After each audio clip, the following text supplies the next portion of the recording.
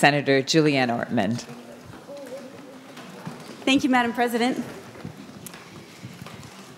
First, I want to announce that, well, unless it's anyone's birthday, Senator Sharon, I brought cake for everyone. It's not your birthday, is it? You know, Senator Bach, you might never know what might have happened on that day when I brought cake on the last day of session thinking just maybe it might be my time, but Senator Sharon stole my cake. You just never know what might have happened back in 2010. So much of my experience here has been formed by my colleagues, and I am truly indebted to all of you. I've learned from every single one of you, and the very best of the Senate is the heart that you all bring to your work. And you have so much to be proud of in your families, too. I appreciate all that you've done. The Baker's Dozen, we all came in 2002, and we had a hard time remembering all 13 of us, but we all made a mark. Some bigger than others, some a little more awkward than others, but we all made a mark. And there were 4 women that came in that year, and it was a really transformative year to add that many women to our Minnesota Senate. And I was really proud to join such great women. Senator Wergen, who was of the 4 queens, the Queen of Spades, she was a great gardener. And we had Senator Rosen, the Queen of Diamonds. Aptly named, yes. Yes. And then we had, of course, the Queen of Hearts, Senator Rude, and that kind of left the other one for me, and I think it had something to do with my debate style. What do you think? The Queen of Clubs, of course. I have to say there is a 5th honorary queen, and that's Hannah Mose, my legislative assistant. And she might not be in the current deck, but she is in the future deck. And I couldn't be more proud of such a lovely, accomplished person and a great friend. So, Hannah, thank you.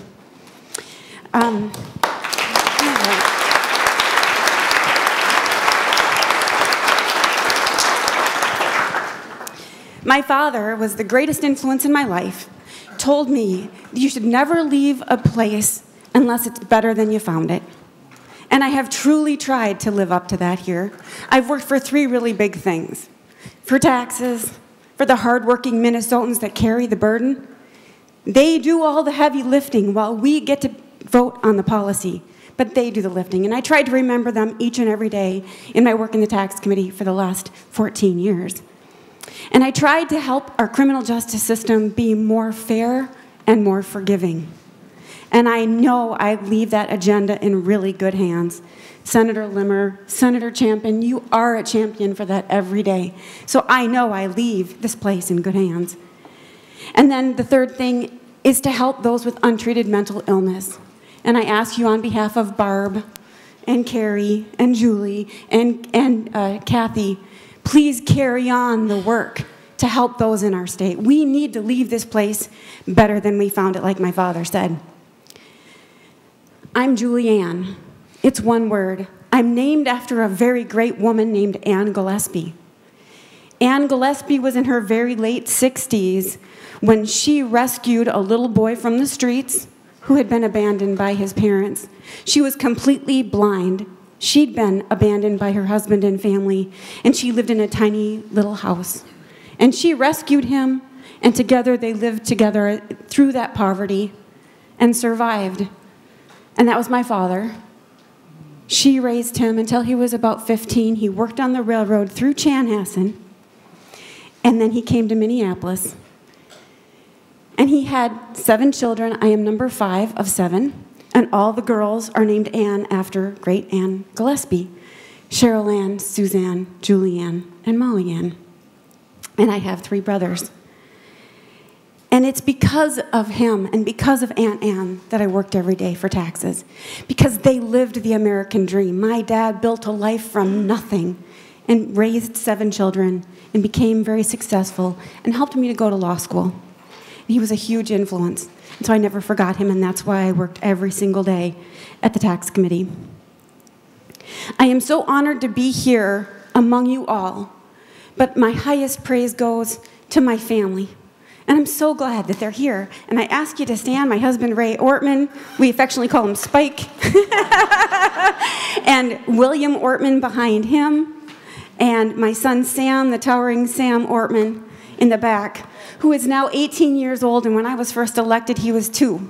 And for Sam, I've brought my graduation mortarboard for Sam. Because for us as a family, we feel like I'm graduating. I get to graduate along with him. After 14 years of the Senate and 2 years on the county board, it doesn't feel like a retirement, it feels like a graduation. And I think that feels that way for all of us, including the Hawaii Ortmans, Raymond and his beautiful wife in Hawaii, in the U.S. Army. I think I've told you that more than a few times. I think pretty much every day. Did you know my son's in the Army? I'm so proud of him. And Ellie is there visiting. So today is about, for me, honoring my colleagues, of course, but also honoring the commitment of my family. Because Ray has always been the rock and my secret weapon. He and I met in law school, smartest person I've ever known in my life, and my great partner in life. And so the most amazing thing about Ray is he trusted me to develop the agenda, but he was always there to support it. He didn't try and co-opt it. He was there to hear my vision. And he was there to partner and look after our children and parent them as I was here. And it was not always easy, as many of you know. And so I am so eternally grateful, Ray, for the great opportunity you gave me to be here. And now we get our great retirement in our 50s, so that'll be great.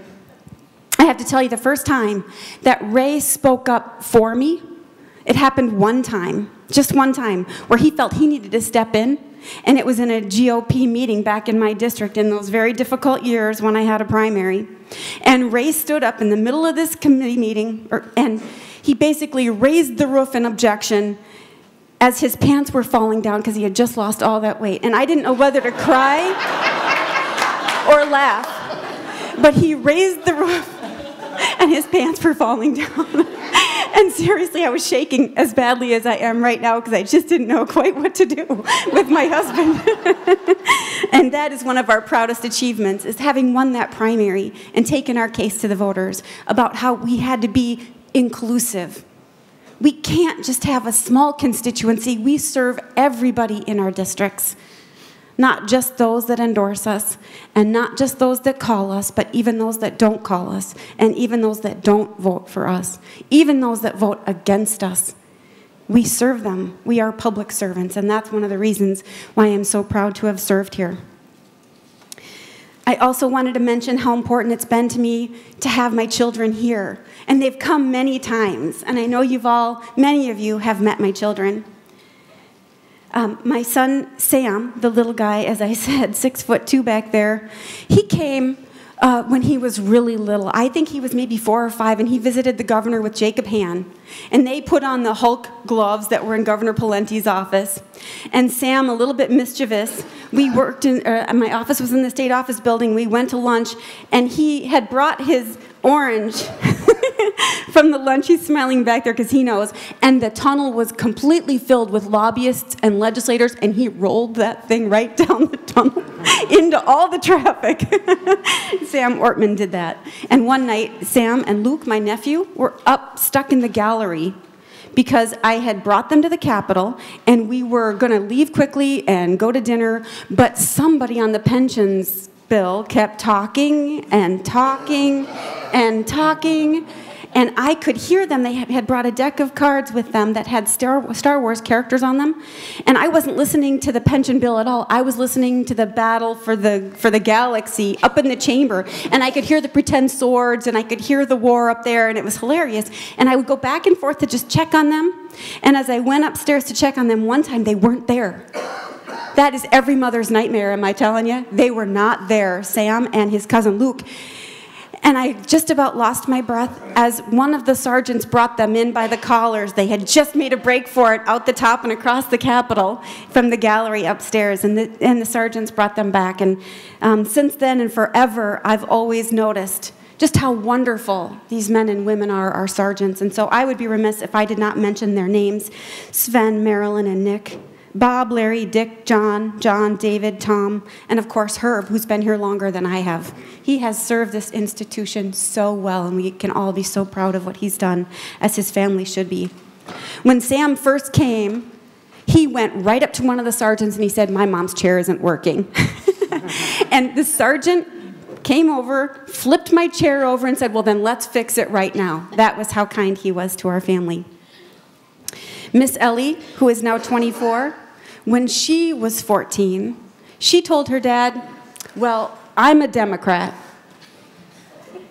And Ray, you're going to have to talk to your mother about that. Now she's just about as conservative as any young lady can be, and I was so proud that she was the person that nominated me for the endorsement at the last convention. To have your own daughter nominate you, serving as the chair of a precinct in your district, is just about the highest honor you could have in this life, and that was one I will always treasure.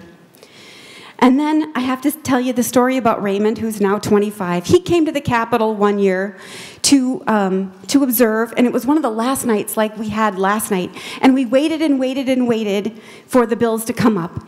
And Raymond and I had this great opportunity to tour the Capitol. And so we toured the Capitol grounds years before. Did I say he was in the Army? Years before he was in the Army, we toured and we looked at the Korean War Memorial. My father was a Korean War veteran. And we talked about service to our country. And we had this great night, but then I had to come back. We had a tough night. We were in the Senate at 2 o'clock, and then we recessed at 2 o'clock in the morning. And they said, well, we'll probably have you back first thing in the morning. So I couldn't really go home, and I knew I was going to have to be back. So I called Ray, and I said, I think we're just going to go to the hotel and get a few hours of sleep. So Raymond and I went to the Hilton Garden Inn, and I'm there with my 18-year-old son who had just graduated from high school. And we went to the Hilton Garden Inn. We get to the desk at 4 o'clock in the morning, and he's feeling a little uncomfortable, and then the guy at the desk says, well, I only have 2 double beds. And my son Raymond looked across at him, he said, she's my mother. You have to see this place through your children's eyes. And then there's William, who's here, and I'm so incredibly proud of William. He has been here probably more than anybody and has really viewed this place in the eyes that I wish you all had seen. And I'm going to share a little bit of that with you.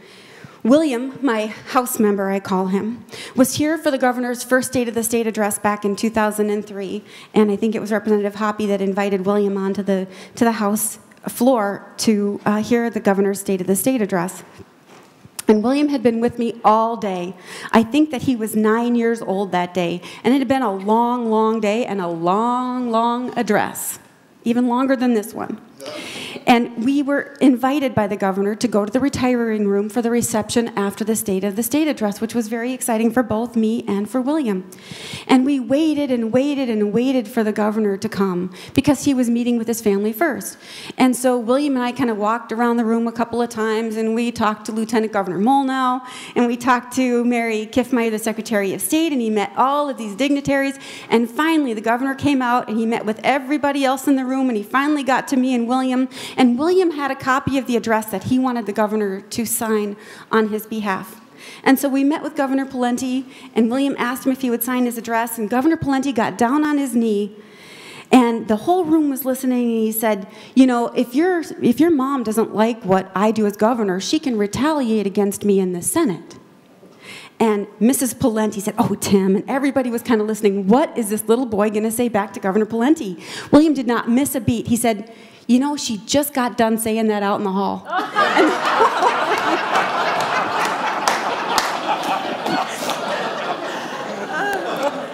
That was a pretty awesome moment. And then we left the retiring room to go down to my car. And I said, so William, what did you think about the governor's speech? And he said, you know, I'm sure glad he agreed with me about that no new tax thing. 11 years old, 9 years old.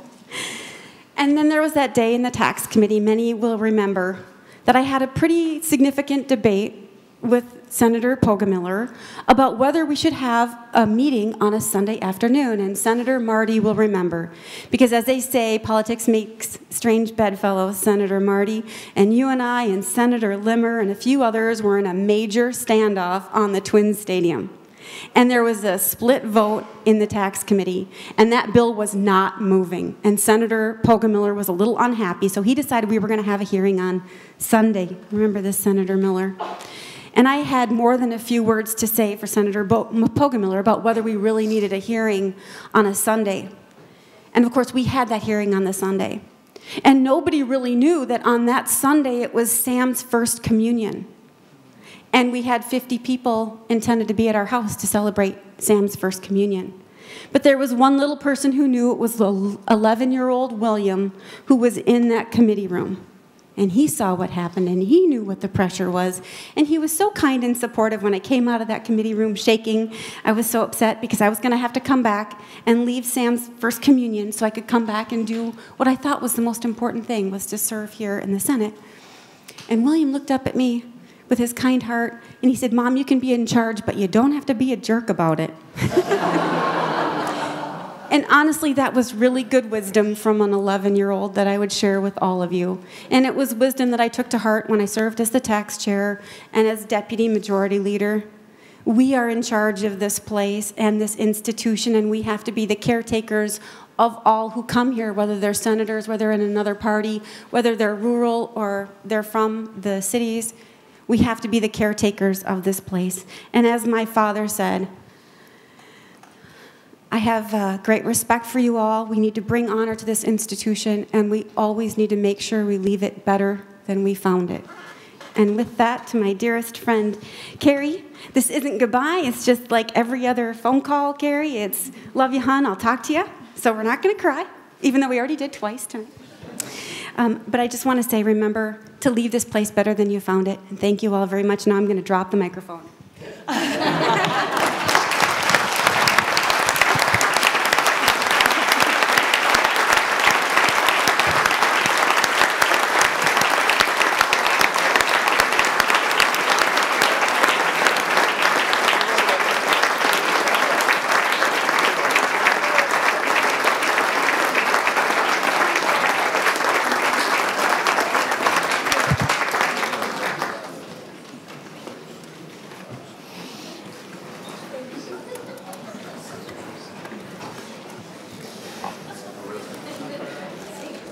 I don't know if it's